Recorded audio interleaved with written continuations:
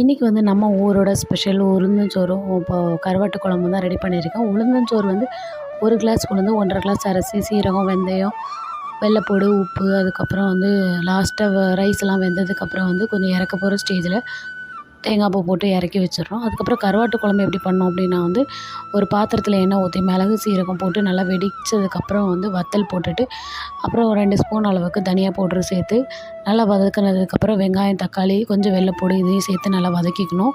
வதக்கி இது நல்லா ஆறுனதுக்கப்புறம் மிக்ஸி ஜாரில் மாற்றி நல்லா நைஸாக அரைச்சி வச்சுட்டு ஒரு பேன் எடுத்து அதில் எண்ணெய் ஊற்றிட்டு அதுக்கப்புறம் கடுகு போட்டு கடுகு நல்லா வெடிச்சதுக்கப்புறம் வெங்காயம், தக்காளி, பச்சை மிளகா, கருவேப்பிலை இதெல்லாம் வெள்ளைப்பூடு இதெல்லாம் போட்டு நல்லா வதக்கி விட்டுறணும்.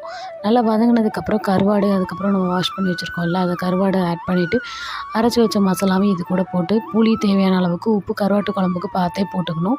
இது எல்லாத்தையும் நல்லா மிக்ஸ் பண்ணிவிட்டு அதுக்கப்புறம் நம்ம வேக வச்சு வச்ச முட்டையும் இது கூட ஆட் பண்ணி நல்லா எண்ணெய் பிரிஞ்சு